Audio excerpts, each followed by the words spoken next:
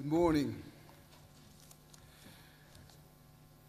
73 years ago, on the 19th of March 1944, very early in the morning, a German soldier knocked on the door of the house where my father lived in Novi Sad, Serbia. He was wearing a gray uniform with a small SS emblem on his collar. In his hand he held a rifle with a bayonet. "I'm looking for Dr. Bela Lampel," he said. "This is me," my grandfather said. Dr. Lampel said, "The German soldier, get dressed and come with me." His mother, my great-grandmother, Hermina, approached the German soldier. She slowly got down on her knees and she hugged his knees. "Bitte," she said in German, "du hast auch eine Mutter zu Hause." You also have a mother at home. The SS officer didn't look at her. "Get dressed," he ordered my grandfather again. My grandfather got dressed and picked up a small bag which was waiting by the door. In those days in occupied Europe, every Jew kept a small bag by the door. He went to my father, a 13-year-old boy who was lying in the big bed, watching from under the covers. "My son," he said, "I'll either see you again or I won't." And he didn't. My father never saw his father again. My grandfather died in the Mauthausen concentration camp only 2 weeks before the camp was liberated. I went there not long ago with my sister at the invitation of the Austrian government. We stood in the gas chamber in the camp. I'm not a mystical person, but I knew, I physically felt in my body that in the final moments of his life, he didn't just wait for death to come. He clawed and scratched at the door with all his strength and screamed and fought until the end because he had a child, because he wanted to go back home to his child. When I was 13-year-old, I asked my father, "Why didn't they run away?" He said, "Because we didn't have anywhere to run to." In the whole huge world, there wasn't one place, one country to which the Jews could escape. There was the Jewish Air Force to bomb the train lines which led to the concentration camps.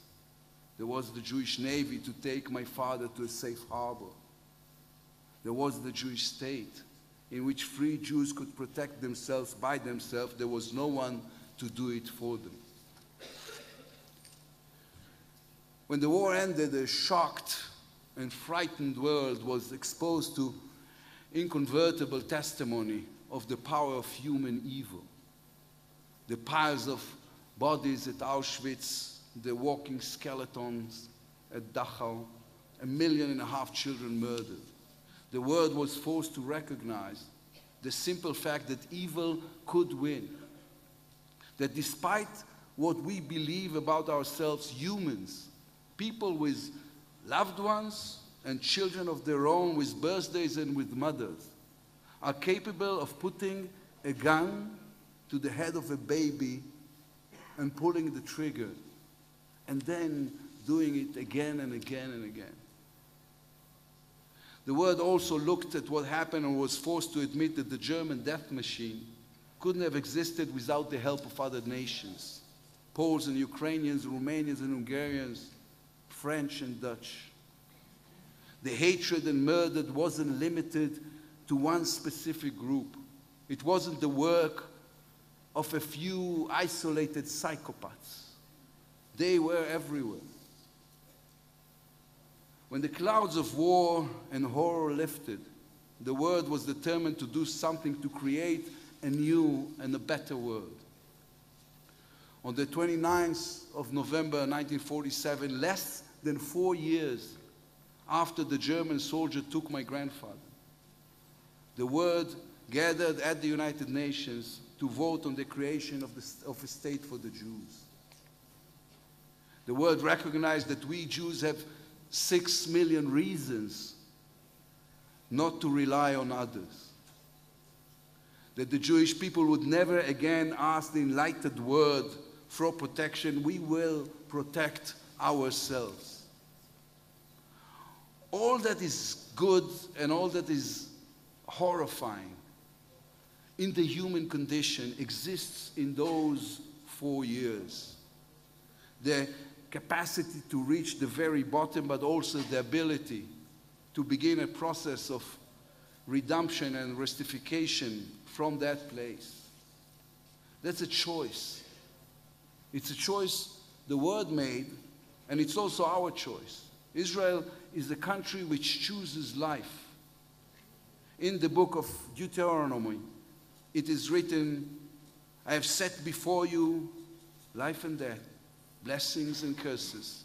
Now choose life so that you and your children may live. That choice is the reason that in the 70 years that have passed since the UN resolution, Israel has become a strong, fascinating, and prosperous country. From the empty sands of the Middle Eastern desert, we created a high-tech superpower and flourishing culture, innovation, and science. Israel is also the only real democracy in the Middle East, a country which proudly protects human rights, minorities, the LGBT community, freedom of religion, and freedom of speech. But Israel's success hasn't removed horror and hate from our lives. They are always there.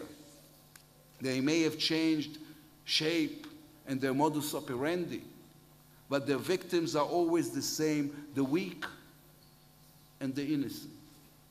Like Israel, the enlightened world has also hit by it again and again. The Twin Towers in New York, the Underground in London, and the train in Madrid, the promenade in Nice, the Bataclan nightclub in Paris. This is a war. It is a war. 70 years after it was founded, Israel is the only country in the United Nations which another country, Iran, is openly threatens to wipe off the face of the earth. Once again, we are talked about in terms of a final solution, of total eradication, and the word doesn't even skip a bit.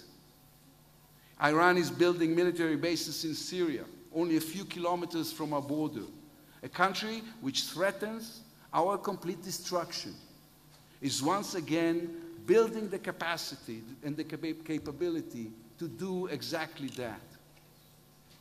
The new reality in Syria is that Iran is going from boots on the ground to roots on the ground. This is why there is no scenario in which Israel can or should ever be expected to return the Golan Heights.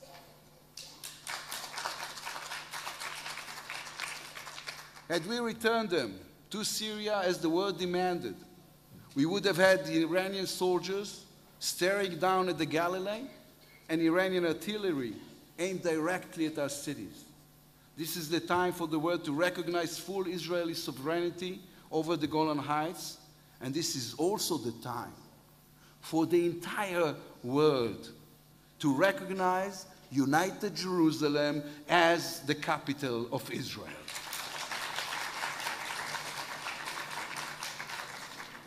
Policies should not be dictated by threats and intimidation.